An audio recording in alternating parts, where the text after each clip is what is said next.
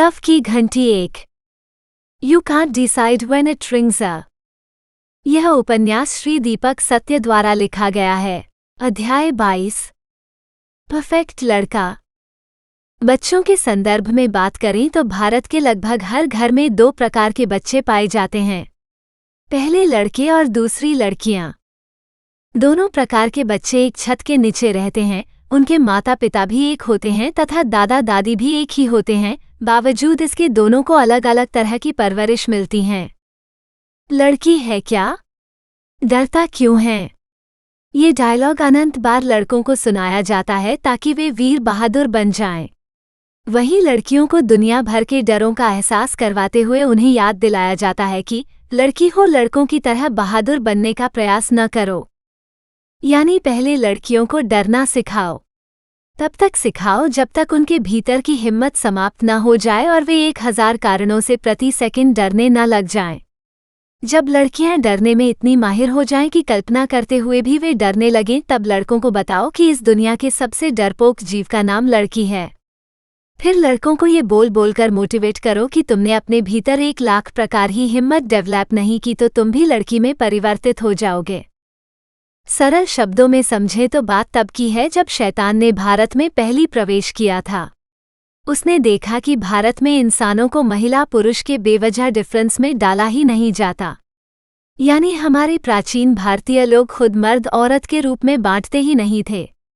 यानी प्राचीन भारतीय मर्दों के दिमाग मर्दांगी का भूत भी नहीं था और प्राचीन भारतीय महिलाओं में दिमाग में महिलात्व की भूतनी भी नहीं थी। यानी वे सब एक दूसरे को सम्मान देते हुए हर पल यही सोचते थे कि वे किस प्रकार से अपने समाज में अपना योगदान दे सकते हैं। शैतान को लगा कि ऐसे माहौल में वो भारतीयों में फूट नहीं डाल पाएगा। तब शैतान ने चुपके से कुछ प्राचीन भारतीय मर्दों के दिमाग मर्दांगी का भूत पनपाया और कुछ प्राचीन भारतीय महिलाओं में दिमाग में महिलात्व की भूतनी को पनपाया।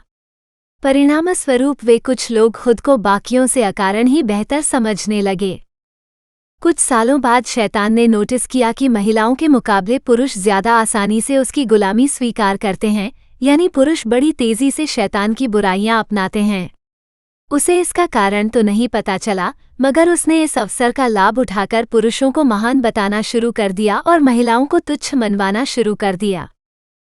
जाहिर है कि महिलाओं ने खुद को तुच्छ नहीं स्वीकारा और पुरुषों ने अपनी कल्पना में महान बनने की यात्रा वास्तविक जीवन में शुरू कर दी। हर सिक्के के 2 पहलू होते हैं, यही बात मर्दांगी पर भी लागू होती है। यदि मर्दांगी के लाभ हैं तो उसके नुकसान भी हैं। अब चूंकि मर्दांगी एक काल्पनिक व अप्राकृतिक भाव है, इसलिए अक्सर वो भाव गायब होने लगता है। शैतान अपने गुलामों को एक भाव को बार बार जागृत करने के भरसक प्रयास लगातार करता रहता है, मगर फिर भी यह भाव गायब हो ही जाता है। जब प्राचीन भारत में शैतान के गुलाम मर्दों के साथ यह हुआ तब वो घबरा गए। तुम किस बात को लेकर महान बन रहे हो? इस दुनिया में न ही कोई महान है और न ही कोई तुच्छ है। तुम एक साधारण जीव हो। अपनी मर्जी का काम करते हुए समाज में योगदान दो, ऐसे निठल्ले क्यों बैठे हो? अरे तुम्हें माँ प्रकृति ने जो शारीरिक बल दिया है उसे इस्तेमाल करके समाज में सहयोग दो, ताकि माँ प्रकृति का तुम्हें बल देना भी सार्थक हो और तुम्हें भी सच्ची खुशी प्राप्त हो। ऐसी बातें उनके दिमाग में आने लगती। अपने गुलामों के दिमागों में से काल्पनिक महानता गायब होते देखकर शैतान ने उन्हें नए नए काल्पनिक डर देने शुरू कर दिए। जैसे कि अब से तुम्हारी कोई इज्जत नहीं करेगा, लोग तुम्हारा मजाक उड़ाएंगे, बिना इज्जत के तो मर जाना बेहतर है। अब तुम्हारी पहचान काया और नाकाम इंसान की बन जाएगी। इन शैतानी विचारों से शैतान के गुलाम मर्दों ने डरना शुरू कर दिया। उन्हें नाना प्रकार की इनसिक्योरिटीज सताने लगीं। वे बेचारे गुलाम मर्द नहीं जानते थे कि जैसे मर्दांगी की भावना काल्पनिक है, वैसे ही काल्पनिक मर्दांगी से पनपी इनसिक्योरिटीज भी काल्पनिक ही हैं। अपनी काल्पनिक इनसिक्योरिटीज से डरे हुए शैतान के गुलाम मर्दों के मानसिक सिस्टम को लगा कि डर से वो कोलैप्स कर जाएगा। लिहाजा उनके भीतर के डिफेंस मैकेनिज्म ने उन्हें सलाह दी कि एक ऐसा जीव खोजो जो तुमसे भी ज्यादा डरता हो, ताकि उसे जीवन जीता देखकर तुम्हें लगे कि तुम अकेले नहीं हो जो डरते हुए भी जी रहा है। तब प्राचीन भारत के शैतानी गुलामों ने अनेक ऐसे जीव खोजे जिन्हें देखकर उन्हें बेहतर महसूस होता था। आपको ये जानकर आश्चर्य होगा कि हजारों साल पहले घटी यह घटना आज भी प्रतिदिन घटती रहती है। हजारों मर्दों को यकीन है कि उनके जैसे महान मर्द कोई है ही नहीं, लिहाजा उनके भीतर भी हर समय काल्पनिक मर्दांगी से नाना प्रकार की काल्पनिक इनसिक्योरिटीज पैदा होती ही रहती हैं। ये इनसिक्योरिटीज उन्हें जब जब डराती हैं, तब तब वे अपने आसपास ऐसे कमजोर जीव खोजते हैं जिन्हें देखकर उन्हें बेहतर महसूस होता है। अब जरा सोचकर देखो कि ऐसे में उन डरे हुए मर्दों को आसपास कॉन्फिडेंस से भरी महिलाएं दिखेंगी तो उन्हें कैसा लगेगा? वे महिलाएं जिन्हें पुराने दौर से डरपोक और नॉन कॉन्फिडेंट जीव की तरह देखा जाता रहा हो, यकीनन उन्हें अच्छा नहीं लगेगा, क्योंकि मॉडर्न मर्द प्राचीन मर्दों की तुलना में ज्यादा मानसिक गुलामी पाले बैठे हैं। उन गुलाम मर्दों की काल्पनिक मर्दांगी की इमारत प्राचीन गुलाम मर्दों की काल्पनिक मर्दांगी की इमारत से 1,00,000 मीटर लंबी है। ऐसे में उन्हें न सिर्फ आज़ाद व कॉन्फिडेंट महिलाओं को देखकर बुरा लगता है, बल्कि उनकी काल्पनिक मर्दांगी को बहुत ज्यादा घबराहट भी होती है। ऐसी स्थिति में उन गुलाम मर्दों का गुलाम दिमाग उन्हें सलाह देता है कि ये ठीक नहीं कि उन्हें हिम्मतवर महिलाएं प्रायः देखने को मिलें। इसलिए ऐसी व्यवस्था बनाओ जिसमें महिलाओं से उनकी हिम्मत व कॉन्फिडेंस छीन लिया जाए और उन्हें इस दुनिया का सबसे डरपोक जीव करार दे दिया जाए। यह व्यवस्था इतनी कारगर होनी चाहिए कि महिलाएं वास्तव में खुद को डरपोक व कमजोर मानने लगें। इसी का परिणाम यह है कि हमारे सभ्य समाज के पुरुष बुरे पुरुषों का सुधार न करते हुए उनकी बुराई का लाभ उठाकर महिलाओं को जन्म से ही 1000 तरह के काल्पनिक डरों से डराने लगते हैं। धीरे धीरे महिलाएं उन काल्पनिक डरों को वास्तविक मान लेती हैं और विभिन्न तरह से डरने लगती हैं। इसे ही डर का काल्पनिक माहौल कहते हैं, जो सन 2012 आते आते वास्तविक डर के माहौल में बदल चुका था। भारतीय लड़कियों को डर के जिस माहौल में पाला जाता है, उसके चलते उनके भीतर तिरछी आंखों से देखने की कला स्वतः ही डेवलप हो गई है। भारतीय लड़कियां किसी को भनक तक नहीं लगने देती और अपने आसपास घट रही तमाम चीजों पर नजर भी रखती हैं। कुछ ऐसा ही बबीता भी करती थी। बबीता को बस स्टॉप पर प्रतिदिन दिखने वाले युवक यानी राजू पर शक जरूर हुआ था, पर चूंकि वहां अन्य लड़कियां भी होती थीं, इसलिए उसे ये कन्फर्म नहीं था कि राजू उसके चक्कर में वहां आता था। बबीता का शक उस दिन यकीन में बदल गया जिस दिन उसने राजू को कैंटीन में देखा था।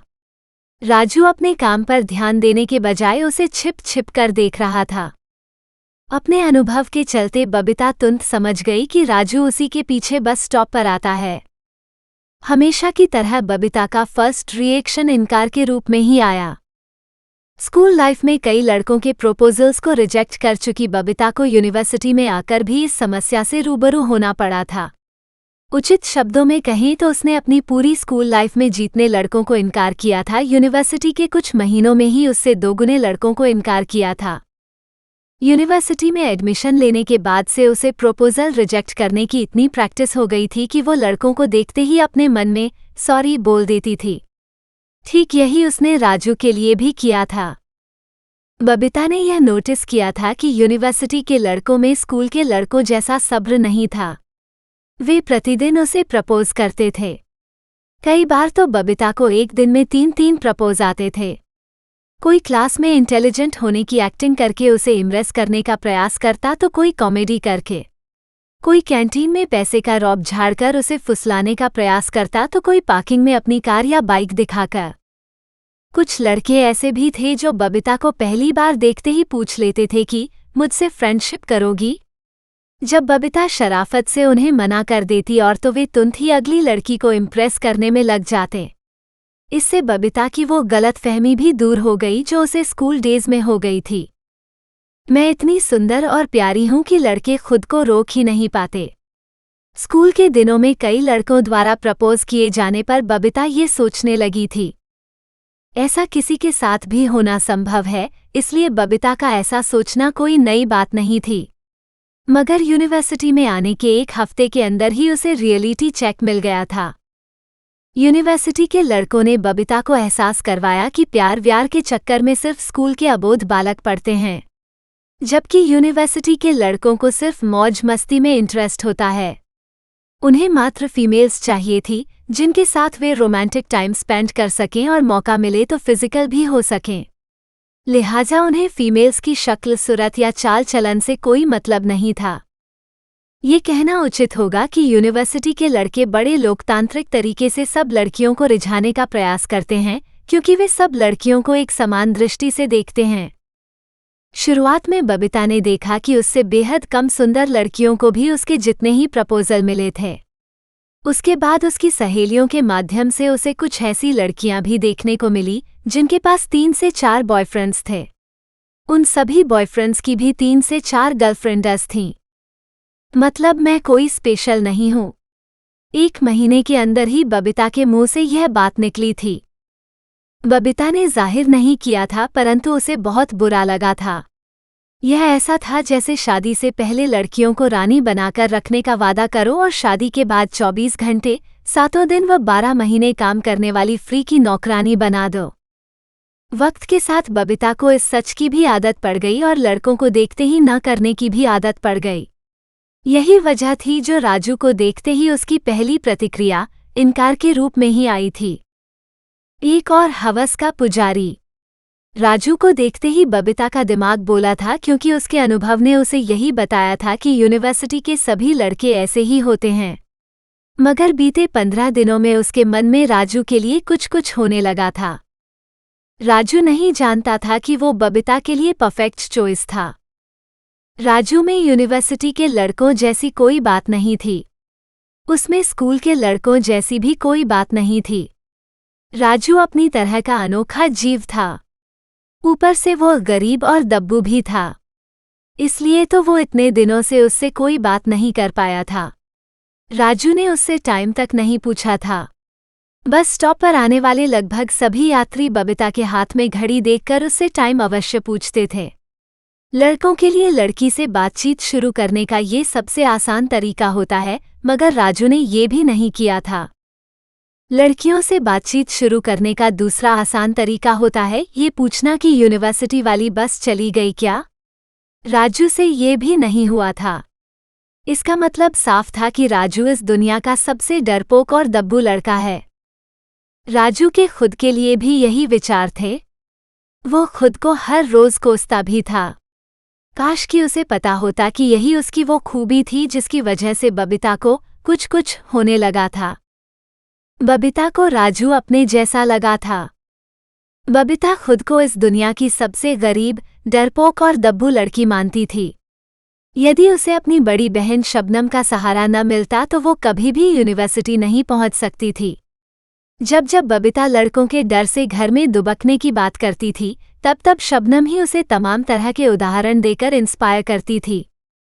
दुनिया की सबसे गरीब, डरपोक व दब्बू लड़की को दुनिया के सबसे गरीब, डरपोक व दब्बू लड़के से लगाव होने लगा था।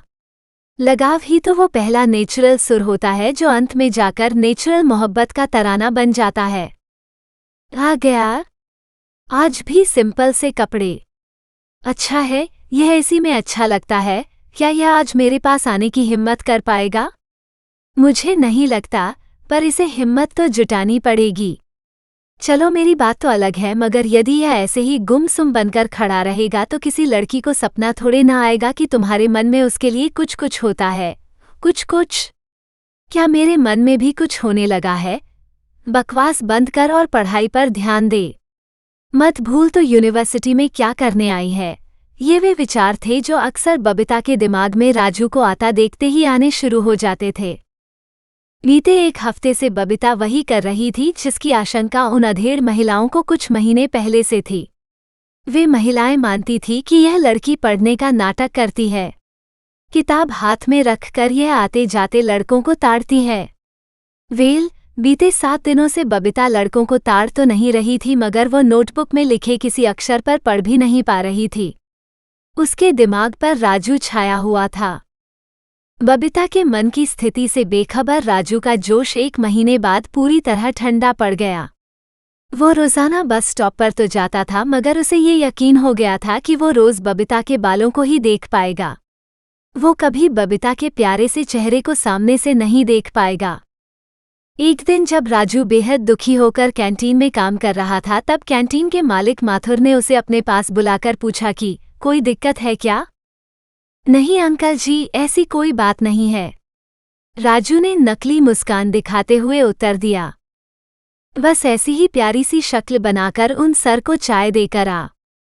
वे कभी कभार ही यहाँ आते हैं। जैसे सबसे अच्छे से बात करता है, वैसे ही उनसे भी बात कर। कुछ खाने को भी पूछ। कोई ऐसा जादू चला कि वे हर रोज यहाँ आए। कैंटीन के मालिक ने एक लेक्चरर की तरफ इशारा करके कहा। राजू ने लेक्चरर को देखा और तुरंत ही उसके चेहरे की नकली स्माइल के साथ साथ असली दुख भी गायब हो गया। अब उसके चेहरे पर सिर्फ टेंशन थी। तुम आजकल क्लास में क्यों नहीं आते हो? जाने पहचाने लेक्चरर साहब ने वही सवाल पूछा जिसके बारे में सोचकर राजू को टेंशन हुई थी। राजू को याद आया कि उसने यूनिवर्सिटी क्यों ज्वाइन की थी।